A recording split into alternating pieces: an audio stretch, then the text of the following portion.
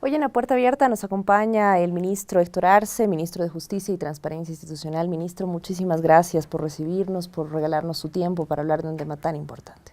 Buenas noches, Lueni. Un placer estar en este programa tan importante y compartir con ustedes temas importantes referidos a la Administración de Justicia. Ministro, la justicia es un tema pendiente en nuestro proceso de cambio. ¿Cuáles son los pasos que se van a seguir para alcanzar esta transformación tan necesaria? En algún momento dijimos, Lueni, la gran tarea pendiente del proceso de cambio es la transformación, renovación, superación de la Administración de Justicia. Han pasado más de 10 años de transformaciones económicas, sociales, políticas, pero ha quedado una tarea pendiente que es fundamental porque no puede haber, en nuestro criterio, una revolución en general al margen de una revolución y transformación de la justicia. Y en Bolivia siempre ha habido una tendencia conservadora en lo que hace al derecho, en lo que hace la administración de justicia. Si ha habido un sector verdaderamente difícil de que le lleguen las transformaciones, incluso las revoluciones o los cambios políticos que se dieron en la era republicana, ha sido el sector de la justicia. Una justicia derivada, una justicia copiada de otras realidades, una justicia formal, una justicia llena de ritualismos, de formalismos, una justicia que no estaba a la expectativa y no cubría las expectativas de lo que la sociedad boliviana necesitaba. Y al mismo tiempo ha sido el sector más difícil de transformar. Las grandes transformaciones que se han dado en el Estado boliviano, por ejemplo la constitución del Estado liberal y la democracia liberal después de la Guerra del Pacífico en el año 1880 adelante, o el constitucionalismo social de 1938 después de la Guerra del Chaco, o la Revolución del 52 que trajo grandes transformaciones, no han podido penetrar jamás una estructura muy dura, muy cerrada, como es la administración de justicia.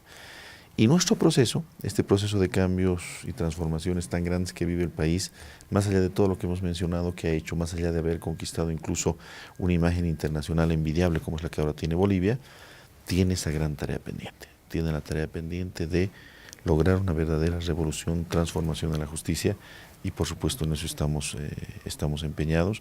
Creo que el presidente Evo, todo nuestro gobierno ha volcado sus ojos ante este importante servicio público, esta importante función del Estado. Y hemos tomado conciencia de lo que decíamos, ¿no? No puede haber una verdadera revolución social, política, jurídica y económica al margen de una revolución y una transformación de la administración de justicia. Ministro, usted hablaba acerca de la nueva Constitución Política del Estado que está basada en la realidad de lo que es en sí nuestro país. Ya se han lanzado 5 leyes fundamentales, hay leyes futuras, hablemos un poco sobre esas también. En nuestro país, en la década de 1830, Andrés de Santa Cruz y Calahumana, el organizador del Estado republicano, aprobó una serie de códigos, el Código Criminal, el Código Civil, el Código de Procederes, el Código Mercantil, que eran todos copiados de la legislación francesa. A tal extremo llegó la característica de copia que tenían esos códigos que había un artículo que no pudo ser traducido y se quedó así, se quedó en blanco. Estas leyes rigieron por más de 100 años. En la década de 1970, 140 años después, un gobierno dictatorial, el gobierno del general Hugo Banzer Suárez, conformó una comisión de legislación, Consejo de Legislación se llamó porque no había parlamento, y ellos trabajaron una nueva codificación en el país. Esta nueva codificación también fue derivada, ya no francesa, sino más italiana, más española. Nuestros códigos acabaron siendo remedos de otras legislaciones, de otras necesidades y no respondían a lo que la sociedad boliviana necesitaba. Esos códigos en muchos casos, como el Código Civil, el Código de Comercio, siguen vigentes hasta nuestros días. Ha llegado pues el momento que con una nueva constitución política del Estado, con una nueva visión del país, con un nuevo pacto social y político, ha llegado el momento de construir una codificación verdaderamente nuestra, verdaderamente representativa de lo que la sociedad boliviana necesita en materia jurídica. Esa fue la tarea que nos propusimos a la cabeza de nuestro vicepresidente, el vicepresidente Álvaro García Linera, a partir del año 2010, construir. Y el anterior periodo constitucional ha dejado un paquete de 5 normas fundamentales. un nuevo Código Procesal Constitucional, que es el primero en Bolivia y el segundo en Latinoamérica. Solamente Perú tuvo un Código Procesal Constitucional antes. El Código Procesal Civil, que es una de las piezas fundamentales que están o deben revolucionar la justicia en nuestro país. Un nuevo Código Niño, Niña, Adolescente, con procedimientos mucho más simplificados y con mecanismos de protección mucho más efectivos y reales para la niñez. El Código de las Familias y el Proceso Familiar, como se llama. Y finalmente la Ley del Notariado, que tiene la función de totalmente renovar esta importante labor que el Estado la cumple a través de una función delegada a los notarios, que son autoridades que cumplen su función desde un punto de vista de un mecanismo medio público, medio privado. Es una función como ocurre en muchos países. Pero la tarea está inconclusa. A esos 5 códigos que en algunos casos ya están en vigencia, con problemas, con algunas dificultades por la lógica esta de la Administración de Justicia, hay que sumarle cuanto menos 5 más que tienen que ser aprobados ahora. El Código del Sistema Penal, que ya está en la Asamblea Legislativa Plurinacional, que encierra al Código Penal y al Código Procesal Penal, un nuevo Código Civil, un nuevo Código de Comercio, un nuevo Código Laboral y del Proceso Laboral y un nuevo Código Procesal Administrativo. Estas 5 normas, más las 5 que ya existen, ese paquete de 10 normas es lo que le hemos denominado los códigos morales. Ministro, usted hablaba sobre las soluciones para la justicia. Dentro de este marco de soluciones está la meritocracia y cómo hacer que alcance no solamente las autoridades más altas, sino también en la administración de la justicia en nuestro país. Las leyes, además, son tan buenas o tan malas dependiendo en manos de quienes estén. Lo más importante en materia de la justicia, además de las leyes que tienen su importancia, pero lo más importante son las personas, los seres humanos, porque solamente el ser humano puede administrar justicia, porque solamente el ser humano está capacitado y facultado para desarrollar esta gran función que es la de solucionar los conflictos y las tensiones que existen en una sociedad con orientación a la justicia. En función de ello, lo más importante ahora, y además el mandato de la Cumbre de Justicia que se llevó adelante en junio del año pasado, del año 2016, es trabajar en los recursos humanos, trabajar en la gente, en los seres humanos, en las personas. Por lo tanto, hay que trabajar valorando y recuperando la buena gente que existe en la Administración de Justicia y sumándole a ella nueva gente a través de lo que usted decía, a través de la meritocracia.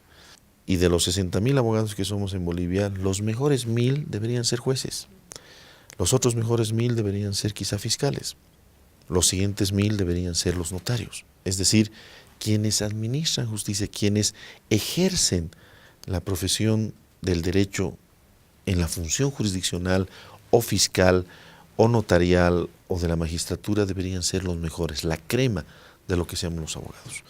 Y eso se logra valorando la meritocracia. Esa es la clave de la administración de justicia. Buenos recursos humanos, buenas leyes, y hay un tercer elemento que es más logístico.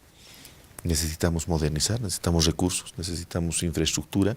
No puede ser que los jueces y fiscales estén trabajando en las condiciones de hacinamiento en las que actualmente están en el país. Tenemos dinero, somos un país de ingresos medios y tenemos que volcar nuestro presupuesto a la atención de la administración de justicia. No solamente presupuesto, no solamente infraestructura, sino tecnología.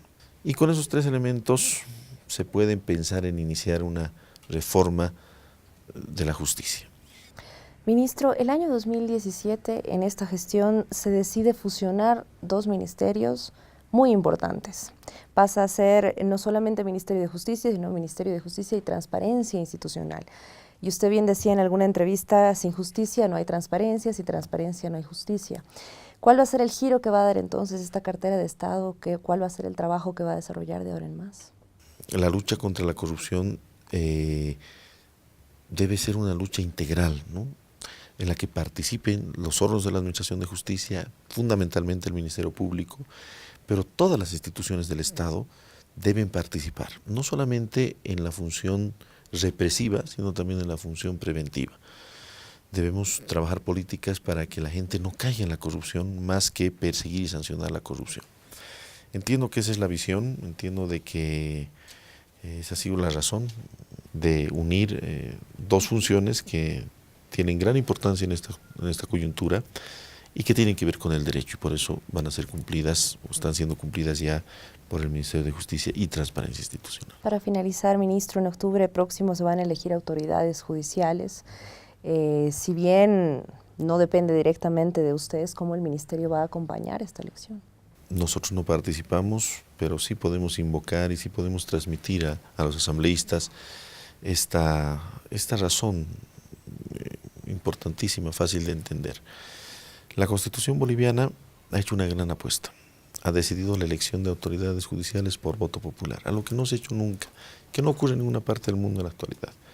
Hay algunos casos de jueces menores en algunos países, pero máximas autoridades en ningún país, ni en América Latina, ni en Europa, en ningún lado. Nosotros hemos hecho esta apuesta para darle al pueblo la potestad de elegir a los mejores hombres y mujeres para que sean los encargados de los altos cargos de la justicia y que tengan un grado de independencia. La razón de esta fórmula que se planteó en la Constitución es la independencia que deben tener las autoridades judiciales. Pero la gran responsabilidad está en la Asamblea. La Asamblea tiene que garantizar por todos los medios posibles transparencia, idoneidad en la manera de elegir a las autoridades, de preseleccionar, porque finalmente es el pueblo el que las elige, de preseleccionar a las autoridades judiciales. Tiene que hacerlo de una manera verdaderamente interesante para que los mejores abogados y abogadas se presenten, confíen en el sistema y se elija por meritocracia. Hablando de méritos es hablar de dignidad, es hablar de honradez, es hablar de transparencia, es hablar de una trayectoria, ya sea en la cátedra, en la función pública o el ejercicio de la profesión, verdaderamente pues limpia, intachable como deba ser.